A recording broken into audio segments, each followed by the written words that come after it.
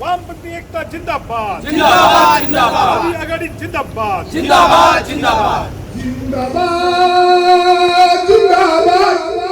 जिंदाबाद जिंदाबाद जिंदाबाद जिंदाबाद संविधान अपना रहे जिंदाबाद संविधान अपना रहे जिंदाबाद संविधान अपना रहे जिंदाबाद जिंदाबाद जिंदाबाद जिंदाबाद जिंदाबाद जिंदाबाद जिंदाबाद जिंदाबाद जिंदाबाद जिंदाबाद संविधान अपना रहे जिंदाबाद संविधान अपना रहे जिंदाबाद।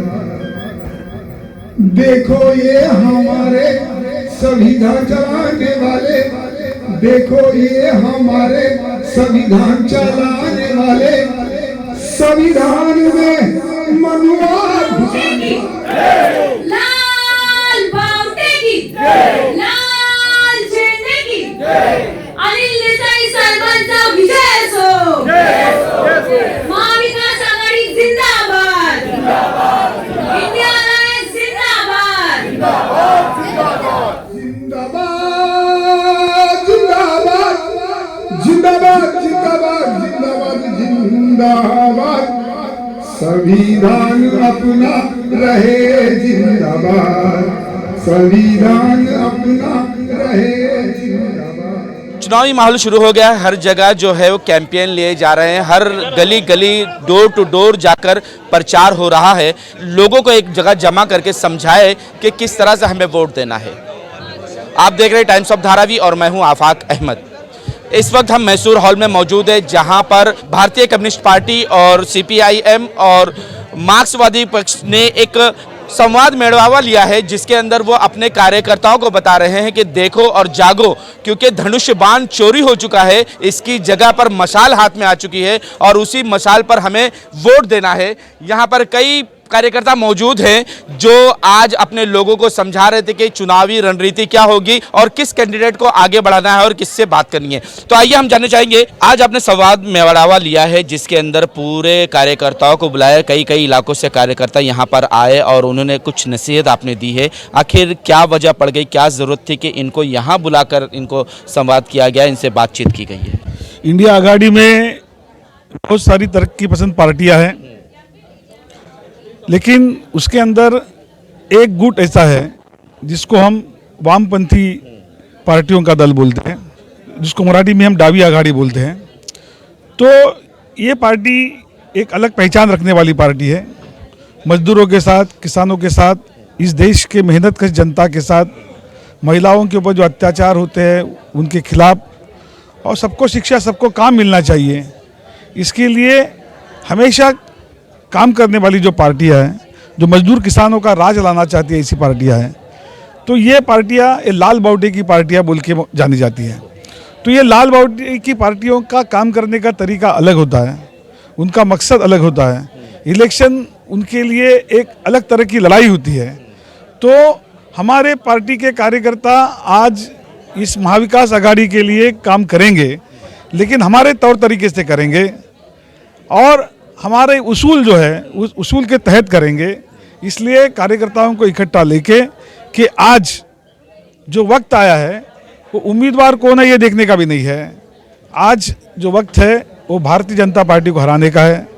आज का वक्त जो है वो संविधान बचाने की लड़ाई लड़ने का वक्त है, और इसलिए बाकी लोगों की जवाबदारी तो है, लेकिन वामपंथी पार्टियों की जवाबदारी सबसे ज़्यादा है, लाल बावटे की पार्टियों की जवाबदारी ज़्यादा है, क्योंकि वही जो मेहनत की जनता है उसके ऊपर जो हमले हैं, ये अगर भारतीय जनता पार्टी की सरकार रही तो वो दिन दुगने और रात चौगुने बढ़ने वाले हैं। इसके लिए ज़्यादा चौकन्ना रहने की ज़रूरत हमको है। इसके लिए जवाबदारी के साथ किस तरीके से काम करना चाहिए, ये करने के लिए ये एक ही निर्वाचन क्षेत्र में नहीं, तो मेरे ख्याल के देश भर के अंदर जितने भी जगह पर हमारी जो भी ताकत होगी उस ताकत के साथ हम लड़ते आए हैं और आगे भी लड़ेंगे। इस चुनाव के अंदर एक सुचारू तरीके से लड़ने के लिए कार्यकर्ताओं को एक साथ लेके हमने ये कल राहुल शिवाले धारावी आए थे, उन्होंने कहा है कि ये जो शिवसेना है ये शिवसेना नकली है, इनके चेहरे के पीछे जो चेहरा है वो चेहरा कांग्रेस का है। क्या कहना चाहेंगे सर? इंसान का चेहरा देखो, पार्टीज के नाम से इंसान का चेहरा नहीं बनता, जो कैरेक्टर है वो लोगों के सामने रहता है। तो ये बेफुजिल की बात है। मेरे ख्याल से धारावी के लोग हो या कहीं के, मुंबई के हो, महाराष्ट्र के हो, देश के हो, कहीं के भी, वो खूब जानते हैं। जो बात आप अगर समाज से जुड़ी समाज के लिए काम करते हो, किसी समस्या के लिए काम करते हो, तो काम सामने आ जाता है। सिर्फ बातें कर कर और किसी को बहकाने में कोई बात नहीं बनती। एक बार बहका सकते हो, एक बार किसी को गलत रास्ते पर बोल सकते हो, हर बार नहीं होता।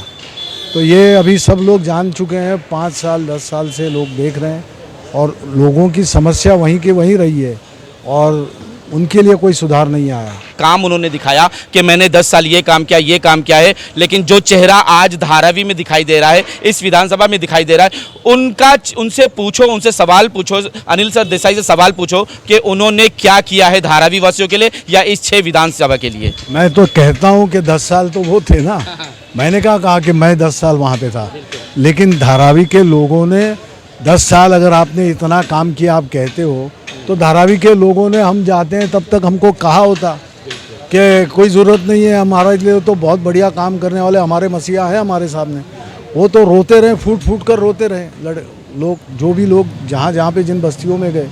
तो ये लोग कह रहे हैं, मैं नहीं कर रहा हूँ।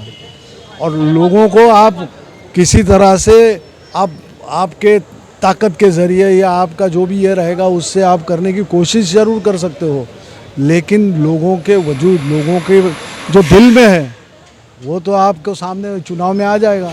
सिर्फ 2 सवाल और। ये एक सवाल ये उन्होंने कहा है कि ये मशाल है, ये लोग धारावी को विकास नहीं करेंगे बल्कि इस मशाल से पूरी धारावी को जला देंगे। अच्छा, ये उनकी फिलॉसफी है। अब जब चुनाव आयोग कोई भी अगर निशानी किसी पार्टी को देता है तो ये डिस्ट्रक्टिव निशानी देता है। मशाल से जलाने की बात करती है तो उनके दिमाग की ये सोच है। ये मशाल अंधकार में उजाला करने की बात करता है, अंधकार से प्रकाश की तरफ ले जाने वाली मशाल है। आप जहाँ पे हो वहाँ से प्रगति की ओर ले जाने वाली मशाल है।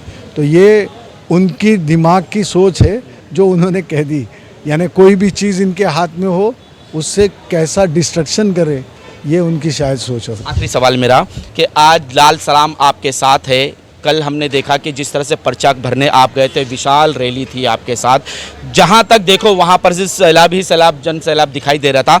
ऐसे में क्या लगता है कि सिर्फ धारावी के विकास का मामला ही है या पूरे क्षेत्र के वो तमाम दिक्कतों का मामला है जो लोगों के साथ आज पेश आ रही है? कहीं पर मस्जिद का मामला है, कहीं कब्रिस्तान का मामला है, कहीं मंदिरों का मामला है, गटर मीटर वाटर का मामला है। इन तमाम मामलों पर ध्यान दिया जाएगा या सिर्फ धारावी के उन लोगों को से बात की जाएगी जहाँ विकास की बात चल रही है? क्षेत्र में धारावी आता है, धारावी का मसला, धारावी का जो विकास का मामला है बहुत अहम है।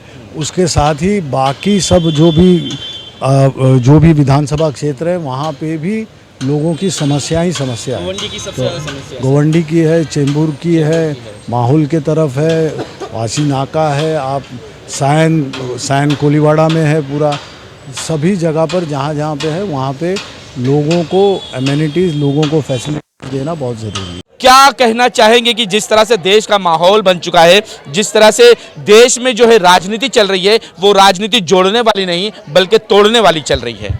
बिल्कुल, हम सब देख रहे हैं और मुझे नहीं लगता कि अलग से इस पे कोई बोलने की ज़रूरत है। जिस तरह की आज राजनीति चल रही है, अभी इलेक्शन का मोड में भी अगर आप देखेंगे कि देश के प्रधानमंत्री जो भाषण दे रहे हैं उसमें भी जोड़ तोड़ की बात कर रहे हैं। तो ये जोड़ तोड़ ना हो करके आपने 10 साल, हमने देश की जनता ने आपको दिए, उस 10 साल में आपने क्या विकास किया, आपने क्या किया, आप वो गिनाइए। आप ये नहीं कीजिए कि हिंदू क्या है, मुस्लिम क्या है, किसके कितने बच्चे, किसका मंगलसूत्र बचेगा। आपके पास मुद्दे नहीं है। शर्म आती है कि एक देश का प्रधानमंत्री इस तरह की बात कर रहा है। तो बिल्कुल इस बार की जो लड़ाई है वो सिर्फ सरकार बनाने के लिए नहीं, संविधान बचाने की लड़ाई है, क्योंकि हमें लगता है अगर हमारा संविधान बचेगा तो हम बचेंगे। और इसीलिए जो अलायंस हुए हैं, हम अलायंस का, इंडिया अलायंस का भाग इसीलिए हैं क्योंकि हमको संविधान बचाना है। तो क्या मुंबई को बिल्कुल एक खत्म करना चाहने की कोशिश कर रहे हैं कि इसके कारोबार को बंद कर दिया जाए, यहाँ से कंपनियां उठा के गुजरात ले जाया जाए, हीरा मार्केट तक को यहाँ से गुजरात लेके जा रहे हैं, फिल्म सिटी को भी यहाँ से उठाने की कोशिश करी जा रही है। तो क्या यहाँ का बाजार बर्बाद करना चाह रहे हैं क्या, या फिर यहाँ पर ऐसे गुजराती को लाकर बिठाना चाहते हैं जो सिर्फ अपना कारोबार करे, सिर्फ अपने साथ रहे, अपने लोगों के लिए काम करे? यहाँ पर जो है मुंबई में पहले तो उसने वेदांता वगैरह को लेके गया, इस तरह से कई कंपनी को लेके गया। उनका यह है कि पहले देखिए, इसका जो शुरू से ही है कि पहले बम्बई को वो गुजरात में मिलाना चाहते थे, इसके लिए कहीं जाने के लिए आंदोलन यहाँ किया। और कल ही 1 मई है, कल ही मई को 1 मई डे मनाया जाएगा और महाराष्ट्र डे, दोनों मनाया जाएगा, क्योंकि इस लड़ाई को मुंबई के मजदूरों ने लड़ा है। उसी वक्त से ये चाल चली जा रही है कि मुंबई को गुजरात में कैसे मिलाया जाए, नहीं मिलाया जाए तो यहाँ के जो कारोबार है उसको गुजरात में शिफ्ट किया जाए। और आज जो है देश के सर्वोच्च पद पर एक गुजराती भाई हैं और वो चाहते हैं कि मुंबई को के जो भी कारोबार है उसको मुंबई से बाहर गुजरात हो गई। जो चीज यहाँ से जा नहीं सकती उस पर प्राइवेट लिमिटेड बनाकर नाम ले लिया गया है, बेस्ट प्राइवेट। जैसे बीएसटी थी तो बीएसटी प्राइवेट लिमिटेड गुजरात से बना ली गई है और यहाँ के सारे मीटर छीन कर लोगों में प्रीपेड मीटर लगाया जा रहा है। अडानी के द्वारा प्रीपेड मीटर लगाया जा रहा है। लोगों के समझ में ना आए कि ये बीएसटी है कि बेस्ट है। बिल्कुल, ये जो है से कंपनी बना करके वो किया जा रहा है ताकि वो उस में ऐसा फंक्शन है, सब जगह जो लोग बोल रहे हैं जहाँ जहाँ प्राइवेट मीटर लगा है वो लोग कर रहा है कि नॉर्मल जो मीटर था उससे कई गुना ज़्यादा वो उसमें बिल आ रहा है। तो किसी तरह से यहाँ के जो उपभोक्ता है, बिजली उपभोक्ता, उसके कब पैसा गुजराती भाई के पॉकेट में चला जाए और उस पैसे से थोड़ा बहुत जो भी होगा वो मोदी भी लाभान्वित हो, उनकी पार्टी भी लाभान्वित हो। आखिरी सवाल कि राहुल शिवालिया का कहना है कि मशाल, पंजे के हाथ में मशाल है और इस मशाल से पूरी धारावी को जला देंगे। राहुल शिवालिया तो खुद धारावी को जलाने के लिए चाह रहा है, खुद चाह रहा है। और वो तो खुद उनका जो ये है हालत है कि वो शौचालय में नजर आएंगे। जो ये जो जिस तरह से आग लगा हुआ है उनके पार्टी के अंदर और उसके लोगों के अंदर, वो बौखलाए हुए हैं कि वो जानते हैं कि माने उनकी हार है। कि बहुत सारे लोग, उनके भी लोग हमारे टच में हैं और उनसे जो बातचीत होती है उसमें उनको लगा हुआ है कि वो हारने वाले हैं। तो हारने वाले हैं तो वो तो स्वाभाविक है कि कुछ भी अलूल जलूल बोलेंगे। हमने हाथ और मसाल, उसके बाद हंसुआ हथौड़ा भी साथ में आया है। हंसुआ हथौड़ा, तुतारी भी आया है। हंसुआ हथौड़ा उनके हर चाल को काटेगा और जरूरत पड़े तो हथौड़ा से थूरेगा भी। जब जीत जाएंगे तो तुतारी बजाएंगे। बिल्कुल, जीतने के बाद हम तुतारी बजाएंगे। यानी आप ये समझाना चाहते हैं और ये बताना चाहते हैं देशवासियों को, अगर वो सही वोट नहीं करते हैं तो किसानों का जो अनाज है वो जबरन जो है पूंजीपतियों को दे दिया जाएगा और उनको बेहाल बना दिया जाएगा। जो हाल है उससे भी ज्यादा गिर जाएगी। अभी जो बीच में ही सरकार ने एक नीति अपनाई थी और उसके अंदर जो बड़े बड़े सैलोज बनाए गए थे, जो अंबानी और अडानी ने बनाए गए थे, तो किसानों का जो माल है वो खरीदा जाएगा, वो वहाँ पर स्टॉक होगा और स्टॉक होने के मतलब वो कम दामों में खरीदा जाएगा, जमा किया जाएगा और उसके बाद में वो ज़्यादा दामों में बेचने के लिए बाज़ार में आएगा। एक तरफ से मजदूरों के मुंह की रोटी खींचने का काम जो है वो आने वाले दिनों में होने वाला है। हमारे रोज़मर्रा की ज़िंदगी जो है दुश्वार होने वाली है और इसीलिए हमारी जो बदहाली है उसको रोकने के लिए और हमारी ज़िंदगी में खुशहाली लाने के लिए इस लड़ाई को अहमियत जो है हमको देना पड़ेगा। ये कहने के लिए कि जिस तरह से निशान मसाल है, लेकिन कई जगह ऐसे जहां पर उद्धव बाला साहब के संवाद नहीं पहुंच पा रहे, भाषण नहीं पहुंच पा रहे, उनके लोग नहीं पहुंच पा रहे, लेकिन उन तमाम चीज़ों को आज भी लोगों को पता है कि बाला साहब की जो निशानी है वो धनुष्य बाण है, तो इस धनुष्य बाण को ही जाकर वो वोट देने वाले हैं। तो ऐसे में वो बाला साहब के परिवार को नहीं बल्कि उनसे टूट कर जाने वालों को ये वोट देंगे और वहाँ विजय हो जाएंगे। तो ये बताना चाहता हूँ, उत्तर पश्चिम मतदार संघ के उम्मीदवार शिवसेना बाला साहब ठाकरे के, शिवसेना के उम्मीदवार है उद्धव बाला साहब ठाकरे के अमोल कीर्तिकर, जब वो सदिच्छा भेंट करने के लिए मेरे सोसाइटी में आए थे और वहाँ पर हमारी जब सदिच्छा भेंट हुई, जब चर्चा होकर वो चले गए, जब रात को लेट पहुँचने के बाद सुबह मैं अपने घर में, मेरी पत्नी ने मेरे से बात की कि भाई आप किसका प्रचार कर रहे हैं, तो मैं बोला उद्धव बाला साहब ठाकरे का, शिवसेना का प्रचार कर रहे हैं। तो वो तो जानती है उनका चुनाव चिन्ह क्या है, क्योंकि वहाँ पर जो उपचुनाव हुआ था, उपचुनाव के अंदर कृतिजा लटके वो चुनाव लड़ी थी, नहीं वो चुनाव लड़ी थी, तब मशाल चिन्ह था, तो मशाल चिन्ह के ऊपर हमने वोट दिया था, तो वो तकरीबन 65 हज़ार वोट लेकर वो जीत गई। तो जब मेरी पत्नी ने कहा कि यहाँ पर तो सभी महिलाएं बोल रही है धनुष्य बाण निशानी है ना, तब मेरे दिमाग के अंदर इतना गहरा असर हुआ और मैंने तब से अमोल कीर्तिकर को हो या वो संदेशा पहुंचाया कि भाई एक एक जगह पर अगर 2 शिवसेना के उम्मीदवार रहेंगे तो हम लोग गफलत में रहेंगे, और इसलिए हमने शिवसेना उद्धव बाला साहब ठाकरे की जो शिवसेना है उनका चुनाव चिन्ह जो है मशाल, और वो मशाल का इतना प्रचार करना चाहिए, इतना प्रचार करना चाहिए ताकि वो जो है जनता के बीच में वो मशाल चिन्ह सही तरीके से पहुँचे। और इस बात की गंभीरता लेकर मैं जैसे समझता हूँ कि उद्धव बाला साहब ठाकरे ने फिर मशाल चिन्ह को जिस तरह से अपने मातोश्री से और बाकी जगह से उन्होंने उसका जो जाहिरात किया, और तमाम लोगों ने अभी जब वो सभी जगह पे प्रचार अच्छे से कर रहे हैं, तो मुझे लगता है कि अभी मशाल आम जनता के बीच में मशाल जो है, चाहे वो अल्पसंख्यक हो, दलित हो और बाकी बहुजन समाज के लोग हो, उनके बीच में जो है मशाल चिन्ह एक बहुत बड़ा जो है एक देश का किसान हर रोज फांसी लगा के मर रहा है क्योंकि उस पर कर्ज बढ़ रहा है, उसकी खेती जो है वो जलती जा रही है, लेकिन पीएम केयर फंड को हाथ लगाने नहीं दिया जा रहा है, उसकी तरफ देखने भी नहीं दिया जा रहा है। बिल्कुल, क्योंकि वो जो पीएम केयर फंड है उसी से तो इलेक्शन लड़ा जाएगा ना। वो फंड कहाँ, आपने कहा ना कि वो बताएंगे भी नहीं कि वो कितना है, तो बिल्कुल नहीं। यहाँ पर पूंजीपतियों का कर्ज माफ होता है, उनकी जीएसटी कम की जाती है, उनके लिए माफी है। बैंक से लोन उठाएंगे वो नहीं देंगे, सरकार माफ कर देगी, लेकिन देश का किसान जो एक अनाज से हजारों अनाज पैदा करता है, एक एक दाने से हजारों दाने पैदा करता है, वो भूखा है।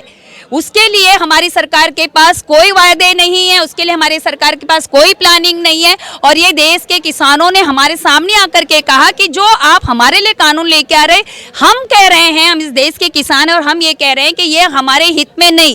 जब किसान कह रहा है कि उसके हित के ये कानून नहीं है, तो सरकार कैसे गारंटी दिलाएगी कि ये उसके हित के हैं। सेम बात सरकार जो 44 कानून थे कामगारों के, उसको 4 लेबर कोड में आपने वो कर दिया, बदल दिया। हम कह रहे हैं कानून हमारे फायदे के नहीं है, देश का कामगार कह रहा है, यहाँ पर भी सरकार कह रहे कि नहीं, हम कह रहे। मतलब ये तानाशाही सरकार जो कह रही है वही सही है। आपने बिल्कुल सही कहा कि इतना फंड होने के बावजूद भी देश के किसान की मदद नहीं की जा रही है। इससे समझ में आता है कि ये सरकार सिर्फ और सिर्फ पूंजीवादियों की सरकार है, देश के किसान और गरीबों की, मजदूरों की ये सरकार नहीं। अगर हम इसकी बात करें, लोकसभा की बात करें, तो इसके तो 6 विधानसभा है, 6 विधानसभा में बहुत सारी दिक्कतें तो है, लेकिन सबसे बड़ी दिक्कत धारावी की है, क्योंकि ये धारावी को कहा जा रहा है अडानी लूटने वाला है, और धारावी बचाओ आंदोलन जोरों शोर से इस पे लगी हुई है। लेकिन वहीं पर राहुल शिवाले बार बार कह रहे हैं कि धारावी बचाओ आंदोलन जो है वो पहले धारावी बचाओ के साथ थे, और उनके साथ और एक थी वर्षा गायकवाड़ धारावी बनाओ। अब धारावी बनाओ और धारावी बचाओ वाले दोनों साथ में आके धारावी को बर्बाद करने की कोशिश कर रहे हैं, मसाल से उसको जलाने की कोशिश कर रहे हैं। देखो, सवाल ये है कि हम 2004 में जो ये परियोजना जब बनी तब से लेकर आज तक जो बात कर रहे हैं विकास की बात कर रहे हैं। हमने कभी भी धारावी के पुनर्विकास के विरोध में अपनी राय को नहीं रखा। हम हमेशा कोशिश में रहे कि विकास हो, लेकिन विकास किसका? तो विकास धारावी की जनता का होना चाहिए। धारावी की जनता की ज़रूरतों के तहत वो विकास होना चाहिए, ना कि अदानी को मुंबई की जो मध्यवर्ती जगह पर जो बस्ती है उसको उखाड़ कर फेंक के वो ज़मीन जो है अदानी को देने वाली अगर स्कीम होगी तो उसको हमारा विरोध है। अगर अब देखिए, एक तरफ वो बोलते हैं कि हम धारावी के लोगों को धारावी के अंदर ही बसाएंगे, लेकिन दूसरी उन्होंने वचन दिया है कि धारावी वासियों को हमने वचन देता हूं कि धारावी का आखिरी आदमी भी धारावी से बाहर नहीं जाएगा। हमारा वही कहना है, अगर धारावी का आखिरी आदमी भी वो धारावी के अंदर उसका पुनर्विकास करने वाले हैं तो फिर लगभग सैकड़ों एकड़ जमीन की मांग वो क्यों कर रहे हैं? वो मांग कर रहे हैं ऑक्ट्राई के ज़मीन की, वो मांग कर रहे हैं वो डंपिंग ग्राउंड के ज़मीन की, वो मांग कर रहे हैं लगभग 300 एकड़ ज़मीन जो अलग अलग सॉल्ट पैन हैं वो सॉल्ट पैन की ज़मीन की मांग कर रहे हैं। इतनी ज़मीन वो मांग रहे हैं तो जाहिर है कि उनको ये धारावी को उठा के ये सॉल्ट पैन की ज़मीन पर, एक डंपिंग ग्राउंड की ज़मीन पर, ऑक्ट्राई की ज़मीन पर बसाना है। और ये मैं नहीं कहता, तो आप एक मिनट, मैं ये कहता हूँ कि जो एक आला लीडर है भारतीय जनता पार्टी के, जो केंद्र में मिनिस्टर रहे हैं पीयूष गोयल, जो इस वक्त मुंबई से उम्मीदवार भी है, उन्होंने जाहिर तौर पे कहा है कि मुंबई के सॉल्ट पैन की ज़मीन को हम एक्वायर करेंगे और मुंबई को पूरी तरीके से स्लम फ्री कर देंगे, झोपड़ी मुक्त कर देंगे। सभी झोपड़ा वासियों को उठाकर वो सॉल्ट पैन की ज़मीन के अंदर हम जाके बसाने वाले हैं। ये अधिकृत तरीके से पीयूष गोयल बोलने के बाद मुझे बताइए, शिंदे का कोई आदमी मोदी के बोलने के बगैर उम्मीदवार भी उनका तय नहीं होता तो राहुल शिवाले क्या बोलने वाले हैं? जो कुछ भी बोलने वाला है मोदी बोलने वाला है, तो मोदी ने बोल दिया जो पीयूष गोयल ने बोल दिया। किसानों का वोट तो उन्हें चाहिए, लेकिन किसान अगर अपनी दुखता, अपनी परेशानी लेकर अगर सड़कों पर आते हैं तो उन पर गोलीबारी की जाती है, रबर की गोली चलाई जाती है, उन्हें पत्थर मारा जाता है, बाकायदा लाठी चार्ज हो जाता है और सड़कों पर खीले डाल दिए जाते हैं। तो वही तो करेंगे ना, करेंगे कि आपके पास जब कुछ नहीं है, उसी किसान का बेटा देश रक्षा में सेना में भर्ती है और उसी किसान, वही सैनिक के बाग को आप आने से रोक रहे हैं। आप ये बताइए वो किसान क्यों घर से बाहर निकला है? वो किसान अपनी बागों को लेकर के क्या कह रहा है? स्वामीनाथन कमेटी की रिपोर्ट जो है उसको आपको कीजिए, कह क्या रहा है? इतना डर किससे? एमएसपी दे दो, किससे डर? अपने देश के किसान से इतना डर, इतना खतरा महसूस हो रहा है कि आपने जंग जैसा माहौल बना दिया है। ये आपकी नाकामयाबी तब बताता है, ये बताता है कि आज ये देश की सरकार कितनी डरी हुई है कि वो किसानों को बॉर्डर क्रॉस करने के लिए नहीं दे रही है। तो मैं दो चीज मुझे निकली, पहला जो आपने मुझे रोक लिया उस वक्त मैं कहना चाहता हूँ कि आप ये कहना चाहते हैं क्या कि सारे आप पात्र और अपात्र सबको उठाकर फेंकेंगे ये? और दूसरा मेरा ये कि उन्होंने इसका आपके सवालों का ये जवाब दिया है कि ये हम नहीं कह रहे हैं कि पूरी मुंबई से हम स्लम को फ्री करेंगे। ये बाला साहब ने कहा था, हिंदू हृदय सम्राट बाला साहब ने कहा था कि हम धारावी को, पूरे मुंबई को जो है स्लम फ्री करेंगे। बाला साहब ठाकरे ने 1995 के इलेक्शन के वक्त स्लम फ्री मुंबई का नारा दिया था, लेकिन वो नारा उसको बोलते हैं इन सीटू। इन सीटू का मतलब है कि झोपड़पट्टी जहाँ पर है वहाँ के लोगों का वहीं पर पुनर्विकास होगा और उसके बाद में जो जगह बचेगी, एफएसआई बचेगा, वहाँ पर जो सेल कंपोनेंट बनेगा जिसको बेचा जाएगा बाजार में, और अगर उतने रेशियो के अंदर सेल कंपोनेंट नहीं मिला तो टीडीआर मिलेगा। तो जो योजना थी एसआरए की योजना, उसके अंदर जो खामियां है उसके हम जो है विरोधी रहे हैं, लेकिन सवाल यह है कि इन सीटों का मतलब है कि झोपड़पट्टी के लोगों का पुनर्विकास उसी जगह पर करना चाहिए। 2 चरण के चुनाव हुए हैं और 2 चरण के चुनाव के अंदर लोगों को मशाल चिन्ह मालूम पड़ा है और इसलिए कोई भी अभी गफलत में नहीं रहेगा। और इसलिए हम लोग कार्यकर्ताओं को जो है, हमारे मतलब वामपंथी विचारों के कार्यकर्ताओं को भी हम बता रहे हैं कि हम लोग गफलत में नहीं रहना चाहिए और हमने घर घर में बोलना चाहिए कि मशाल चिन्ह ये है और मशाल चिन्ह है, हाथ का चिन्ह है और तुतारी, ये दोनों तीनों चिन्ह जो है, और हमारे अलग अलग जगह के ऊपर जो हम मार्क्स वामपंथी विचारों के लोग जो चुनाव लड़ते हैं, हसिया हथौड़ा तारा है या समझो हम हसिया वाली है, तो उसका प्रचार भी हम लोग अलग अलग जगह में करते हैं। तो इस तरह से महाराष्ट्र के अंदर भी हम लोग ने 40 मतदार संघ के अंदर हमने ये बातें जो है कही है, और कॉन्शियसली बड़ी सूझबूझ के साथ, समझ के साथ हम जनता के बीच में लेके जा रहे हैं। दोनों तरफ से शिवसेना के ही नारे हैं। जो पार्टी आती है वो भी शिवसेना का नारा लगाती है, अगर उद्धव की आती तो भी शिवसेना का नारा लगाती है, अगर शिंदे के आते हैं तो भी लगाते हैं नारा शिवसेना का ही, और दोनों के ऑरेंज होते हैं, हर चीज पर शिवसेना ही लिखा होता है। तो लोग कंफ्यूज नहीं होंगे, वोट डालने में उनको दिक्कत नहीं होगी। आगे जाकर वो धनुष बाण को अगर दबा देते हैं तो क्या उद्धव साहब को नुकसान नहीं होने वाला? देखिए, एक्चुअली पब्लिक को ये मालूम हुआ है कि जो दूसरा जो ग्रुप बना है अभी एकनाथ शिंदे साहब का, उन्होंने गद्दारी करके वो बाहर निकले। इतना बड़ा नेता जो बाला साहब ठाकरे ने उन्होंने बड़ा किया, उन्होंने खड़ा किया, उन्होंने मजबूत किया, और गद्दार लोग को अभी सबक सिखाने का टाइम आया अभी।